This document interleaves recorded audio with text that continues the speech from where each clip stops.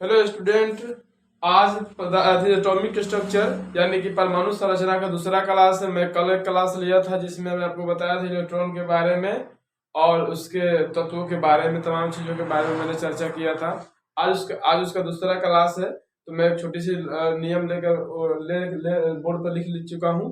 उससे पे बताने से पहले मैं आपसे चाहूँगा कि आप चैनल पर नए हैं तो चैनल को सब्सक्राइब कर दीजिए और अगर रेगुलर है तो वीडियो को लाइक कर दीजिए। ठीक है, आइए शुरू करते हैं। और ये है पदार्थ का अनुस्वारता का नियम। इस नियम का प्रतिपादन लाभार्जन ने किया था। अनुस्वारता का नियम, पदार्थ के अनुस्वारता का नियम का प्रतिपादन लाभार्जन ने किया था। ठीक है, इसके अनुसार रासायनिक अभिक्रिया के दौरान पदार्थ का कुल द्रव्यमान संरक्षित रहता है या अपरिवर्तित रहता है। अर्थात कहने लाभार्जन ने कहा कि जब कोई पदार्थ अभिक्रिया करता है तो उसके द्रव्यमान अपरिवर्तित रहता है अभिक्रिया के बाद भी। ठीक है, अभिक्रिया के बाद भी उसके पदार्थ के द्रव्यमान क्या रहता है? अपरिवर्तित रहता है। उस पदार्थ के द्रव्यमान में कोई बदलाव नहीं होता है, बस उसके रंग रूप बदल जाते हैं, गुण बदल जाते हैं, उनके चाल ढाल बदल जाते हैं। जैसे क्या होता है ना, आप इंसान वही रहते हैं, जब आप एक इंजीनियर बनते हैं, डॉक्टर बन जाते हैं, तो आपकी सोच, मेंटलिटी, सब चीज बदल जाता है। बट आप इंसान तो वही रहते हैं जो पहले थे, है कि नहीं? लेकिन बस सोच वही बदल जाता है, इंसान के बोलने का तरीका बदल जाता है, मेंटलिटी बदल जाता है, उसकी गुण बदल गया, लेकिन इंसान तो वही रहा, है कि नहीं?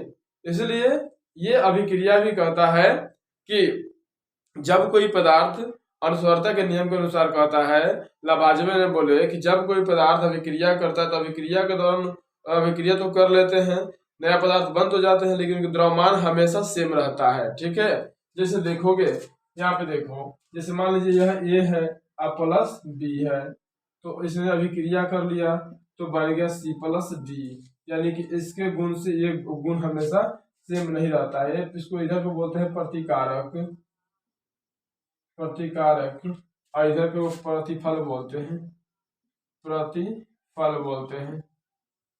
ठीक है, इसको प्रोडक्ट, प्रोडक्ट, और इसको रिएक्टेंट, अंग्रेजी में रिएक्टेंट। ठीक है, इस तरह से अभिक्रिया जो कर लिया, करने के बाद पदार्थ के गुण में क्या हुआ? चेंजिंग हुआ, लेकिन जितना द्रव्यमान इसका होगा उतना ही द्रव्यमान इसका होगा।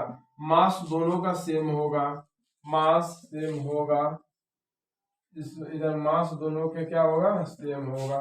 ठीक है, मास दोनों का सेम होगा, क्योंकि देखिए हमें बता रहा हूँ, मैं आपको बताता हूँ। यहाँ देखिएगा, जब कोई पदार्थ, जैसे मान लीजिए कि यहाँ पे आप लेते हैं H2 आप प्लस O2, ये दोनों अभिक्रिया करता है। ठीक है, तो बनता क्या है? H2O बन गया ना, H2O। अब इसको संतुलित कर लीजिए। हाइड्रोजन का एगो है, दूगो तो है, ऑक्सीजन यहाँ दो है, यहाँ एक है, यहाँ दो कर दीजिए। हाइड्रोजन यहाँ का दो दूना चार, दो चार हो गया। अब इसको कर लीजिए संतुलित है कि नहीं है, देख लीजिए। चलिए, तो यहाँ पे कैगो हाइड्रोजन है भाई?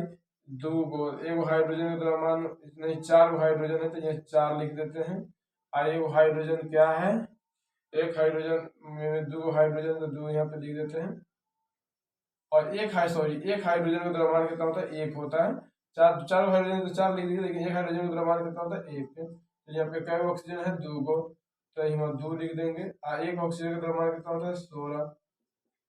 चलिए, यहाँ दो, दो गुने, यहाँ पे भी आप वैसे कर दीजिए, 2 + 16 कर दीजिए। ठीक है, चलिए, मतलब हो गया 4, आई हो गया 16 दूना 32 बराबर, देखोगे 2 + 18, 32 4 36 AMU, इधर 18 36 AMU। तो आपने देखा कि दोनों ओर द्रव्यमान सेम रहा, द्रव्यमान सेम रहा कि नहीं रहा? तो दोनों ओर जितना आपके साथ द्रव्यमान उतना इधर भी द्रव्यमान आया, आया कि नहीं आया? चलिए, आ गया, समझ में आया कि नहीं आया? चलिए, आ भी गया।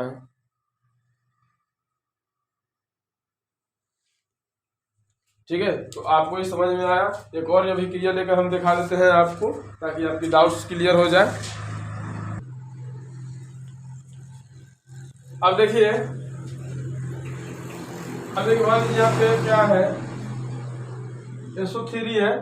मान लीजिए यहाँ पे कथी लिख लिए, SO3 अब प्लस H2H2O। अब ये अभिक्रिया करके H2SO4 बना रही है। कथी बना रही है, H2SO4 बना लिया। अब चेक करना है कि द्रव्यमान सेम है कि नहीं है। अब द्रव्यमान सेम है कि नहीं, चेक करिए इसको। तो देखिए, अब 16 इसका कितना होता है, 16 दूना 32 होता है, 32 आप प्लस 16 गुने 3 आप प्लस इतना का 18 होता है। इतना का क्या होता है, 18। क्लियर हो। चलो अब यहाँ देखो, दो एक हाइड्रोजन का 2 प्लस यहाँ पे 32 प्लस यहाँ पे क्या हो जाएगा, 16 गुणे 4। चलो 32 प्लस 16 48 प्लस 18 बराबर 2 प्लस 32 प्लस 16 चौका 64। चलो 4 2 6 2 8 8 हो गया, 6 और 3 9 98 हो गया। 8 8 8 16 16 2 8 8 16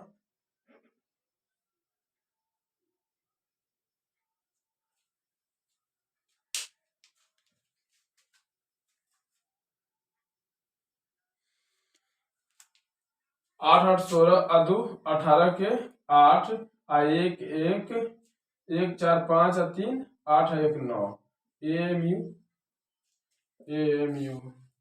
चलिए ये 98 AMU बराबर है कि नहीं है, एकदम है, यहाँ पे बराबर है। तो ये आप देख लीजिए कि आपका ये वेरीफाई हो गया कि पदार्थ की अनुवर्तता के नियम के अनुसार, जो लवाजो ने किया था कि इसके अनुसार रासायनिक अभिक्रिया के दौरान पदार्थ का कुल द्रव्यमान संरक्षित रहता है या अपरिवर्तित रहता है, उसमें कोई चेंजिंग नहीं। तो देखिए यहाँ पे अभिक्रिया किया और पदार्थ का दोनों द्रव्यमान सेम रहा। बाबू मैं आपको फिर से बता देता हूँ कि मेरे ही चैनल पे शाम को 5:30 बजे पॉलिटेक्निक का मैथ का ट्रिग्नोमेट्री चल रहा है, उसका 2 पार्ट निकल चुका है, आप उसको भी देख लीजिए। और मैं प्रतिदिन सुबह 6:30 बजे केमिस्ट्री का और शाम 5:30 बजे मैथ का वीडियो डालता हूं, तो आप दोनों वीडियो देखिए। और आप अगर ऑफलाइन क्लास मेरा कर रहे हैं तो बहुत ही अच्छी बात है, अगर आप ऑफलाइन क्लास नहीं कर रहे हैं, आप मेरे नज़दीकी के हैं, तो आप ऑफलाइन क्लास भी आप ज्वाइन कर लीजिए, ठीक है। आपको बहुत ही फायदा होगा बाबू पॉलिटेक्निक में। अब देखिए निश्चित अनुपात के नियम, इसमें जो वैज्ञानिक थे उन्होंने बताया निश्चित अनुपात के नियम के बारे में, ठीक है। तो निश्चित अनुपात जो होता है उनके बारे में प्राउड्स नामक एक वैज्ञानिक ने बताया। निश्चित अनुपात जो होता है इसके बारे में प्राउड्स नामक वैज्ञानिक ने बताया। उनके अनुसार किसी रासायनिक यौगिक के सभी शुद्ध नमूनों में एक ही प्रकार के तत्व भार के विचार से हमेशा निश्चित अनुपात में होता है, चाहे उसे आप किसी भी स्रोत से प्राप्त करें। प्राउड्स ने कह दिया कि आप रासायनिक जो किसी भी रासायनिक यौगिक को किसी भी स्रोत से प्राप्त करो, वह हमेशा एक निश्चित अनुपात में ही रहते हैं, वह बदलते नहीं है, ठीक है। जिससे आप यहाँ देखोगे ये H2O है बाबू, ये 2 गो ऑक्सीजन है, 2 गो जल है और 1 हाइड्रोजन है, 1 ऑक्सीजन है, 2 हाइड्रोजन और 1 ऑक्सीजन। ये निश्चित अनुपात होता है, अगर देख लीजिए हमेशा उतना ही मिलना, चाहे किसी भी स्रोत से आप जल को प्राप्त करो, टेंशन न लेने का। देखो 2 हाइड्रोजन और 16 गो, 2 हाइड्रोजन और 1 ऑक्सीजन, तो ये 2 हाइड्रोजन के 2 द्रव्यमान हो गया और 1 ऑक्सीजन का 16 द्रव्यमान हो गया। काट के देख लीजिए 1 अनुपात 8 आएगा। ये निश्चित है, हमेशा किसी भी स्रोत से जल को प्राप्त करो, वाष्प से, नाला के पानी, कहीं समुद्र के पानी, कहीं के पानी ले जाके रखो, ये अनुपात चेंज नहीं होने वाला है। चलिए मान लीजिए हम CO2 ले लेते हैं। क्या ले लेते हैं, CO2। कार्बन का द्रव्यमान कितना होता है, 12 होता है, और 2 ऑक्सीजन का द्रव्यमान कितना हो गया, 32 हो गया बाबू। 8 यहाँ से क्या हो जाएगा, 4 तिहाई 12, 8 चौका 32, 3 अनुपात 8। ये अनुपात चेंज नहीं होने वाला है, हमेशा इतना ही रहेगा। चलिए एक और अनुपात वाला बात ले लेते हैं। मान लीजिए अभी हमने लिखा है H2SO4 लिखा है ना बाबू, तो 2 अनुपात है, इसका 2 द्रव्यमान, इसका 32 और इसका 64। तब देखिए कै मरतबे कट सकता है। तो 1 16 32 ये जो होता है सल्फ्यूरिक अम्ल का अनुपात 1 अनुपात 16 अनुपात 32 इतना ही हमेशा रहेगा, ये चेंज नहीं होने वाला है। ठीक है, तो ये अभी सल्फ्यूरिक अम्ल को किंग ऑफ केमिकल कहते हैं, किंग ऑफ केमिकल, रसायनों का राजा इसी को बोलते हैं। और इसी को बैटरी अम्ल भी बोलते हैं, इसी को बैटरी अम्ल बोलते हैं। ठीक है, क्या बोलते हैं बाबू? बैटरी अम्ल बोलते हैं। हम बहुत सारी चीजों पे चर्चा करेंगे बाबू, ये तो आएगा तो बहुत और अच्छे से चर्चा करेंगे। आप वीडियो में बने तो रहिए, आपकी एक एक प्रॉब्लम को हल करूंगा। ठीक है, आइए नेक्स्ट टॉपिक को देखते हैं, रदरफोर्ड के बारे में, सॉरी डाल्टन के बारे में।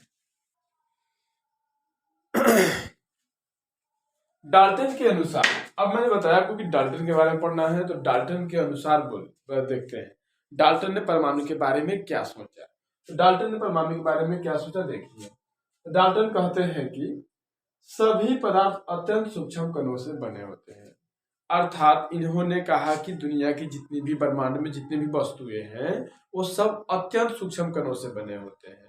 ठीक है, छोटे छोटे पार्टिकल्स को मिलने से एक बड़े चीजों का निर्माण होता है। जैसे मैंने घर बनाने के लिए ईंटा, सीमेंट, बालू, पानी, इस छोटे छोटे पार्टिकल्स को मिला के बड़े बड़े बिल्डिंग्स बना देते हैं, ये छोटे छोटे परमाणु की तरह होंगे। ठीक है, वैसा ही डाल्टन ने सोचा कि ये जो दुनिया में जितने भी ब्रह्मांड से जितनी भी वस्तुएं हैं ये छोटे छोटे कणों से मिलकर बने हैं, तो ये छोटे छोटे कणों से मिलकर बड़े चीजों का निर्माण किया जाता है। तो उन्होंने ऐसे ही कहा कि सभी पदार्थ अत्यंत सूक्ष्म कणों से बने हैं, यानी कि ब्रह्मांड के सभी वस्तुएं, जितने भी वस्तुएं आप सोच रहे हैं वो सब छोटे छोटे पार्टिकल से बने हैं।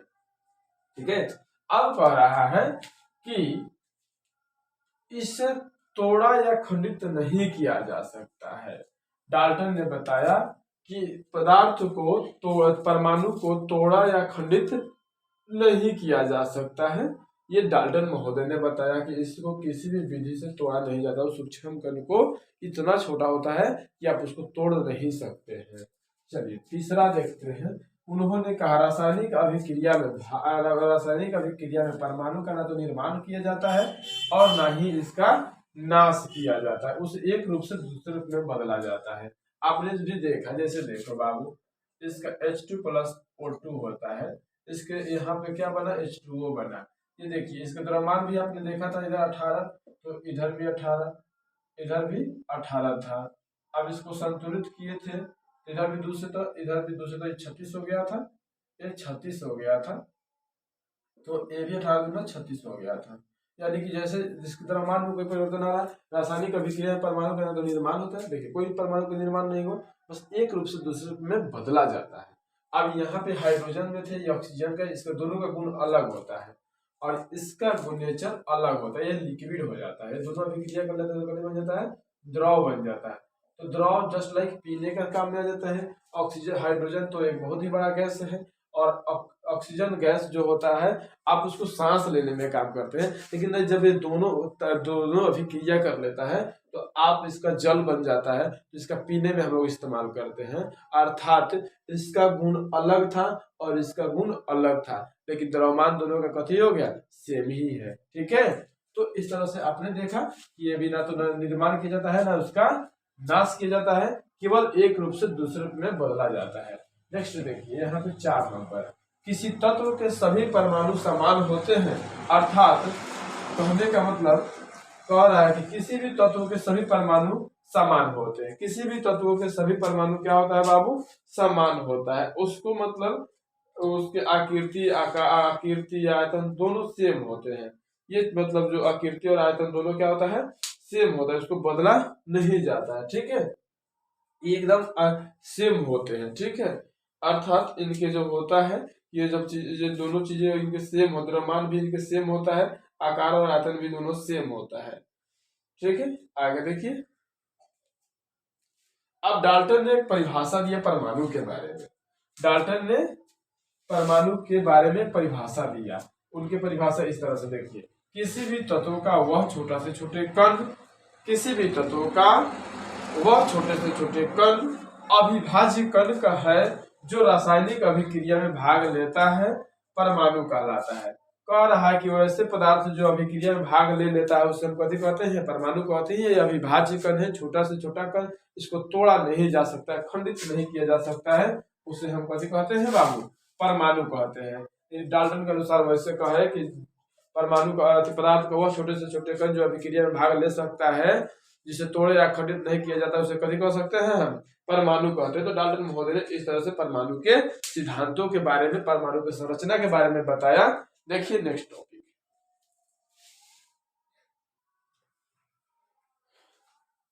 देखिए जैसे परमाणु मॉडल में जो होता है, परमाणु मॉडल के जो डाल्टन ने दिया था उसके अनुसार आज के आधुनिकता में कुछ फॉल्ट पाया गया, तो उनके परमाणु मॉडल को हम लोग दोष कह लिए, फेल मान लिए कि ये नए आधुनिकता में ये सेट नहीं किया।